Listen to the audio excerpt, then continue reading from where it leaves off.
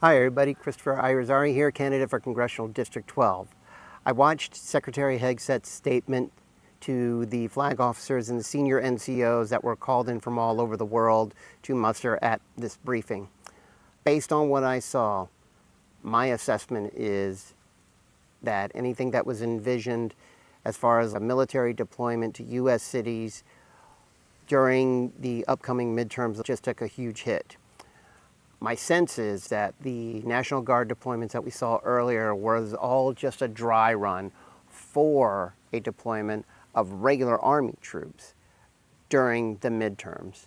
They were able to recon the roads, check out the areas, set up things, but also, more importantly, liaise with local officials. After these deployments, the National Guard would leave, take all their plans, all the contact information, and pass them up to the chain of command, either directly to the Secretary of Defense or some placeholder in the cities to which they were deployed. What the President is looking for is some assurance that once he deploys regular Army, command structure is actually going to fall in line.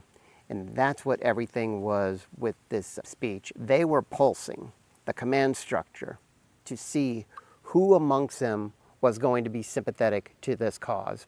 Now, the rhetoric that I heard Pete Hegseth use when I was in the Army, I heard a lot of that stuff.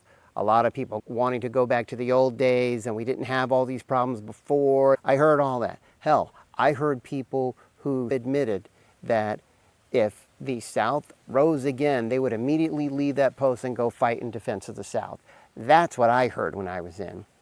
What I also heard as my time went on, fewer and fewer people wanting or missing those days. By the time I left the military in 2003, sentiments, the likes of which Secretary Hegseth was spitting out, that is from a bygone era. I knew soldiers that were older and that were just like, I was in combat arms the whole time. We didn't have any female enlisted. We didn't have any female officers in my unit. And it's something I'm getting used to, something I've just got to wrap my head around. So Secretary Hegseth is Secretary Cosplay. He wants to make the Army an Army again. The diversity that the Army was actively cultivating was well in place before I got in and was well on its way when I left. So I don't think that anything the Secretary of Defense said today resonated with any of that senior leadership. And anybody that was there to put on that charade was looking for some feedback, was looking for some data points. They got absolutely zero. I'm actually really proud of everybody that was there to listen and to show that stoic silence. I've heard people saying that they really wish that the military officials that were there would have gotten up and walked out. Fair point.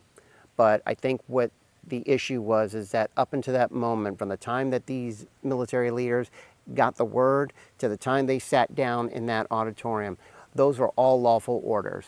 You got to come in, be here at this day at this time. That's a lawful order. You will be sitting in your seat by this time in this auditorium. That's a lawful order. There was no reason then for anybody executing a lawful order to show their hand and walk out indicating that they weren't going to go along with whatever designs that the President and Secretary of Defense had. What all the military brass and senior NCOs were doing was just letting him fill the void. And I think everything is already figured out. They all know what's going on. If you look at how many people were actually there, my numbers that I come up with are about 800 senior enlisted and flag officers. Let's assume that everybody in there had just 20 years, 16,000 years of military service in that room compared to whatever the hell Secretary Hegseth has. His pontifications were just going to fall on deaf ears. They know they don't have a sympathetic military. Right now they're in the talks with the government shutdown, and they know that Adelita Grijalva has already won her election. She is going to get sworn in, and that is going to be the vote that crosses the threshold in order to override the stalling that the Republicans are doing to keep those Epstein files from coming out. Speaker Johnson, he's in check right now. He's going to have to deal with that. Even Republicans who voted for Trump, how long do you think they're going to go along with something that violates state rights that's keeping them from finding out what the hell's in the files?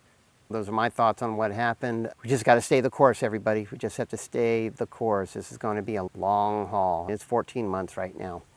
We just got to help each other out and keep our eye on the prize. Thank you for your time. If you can support the campaign, please go to chrisforchange.com.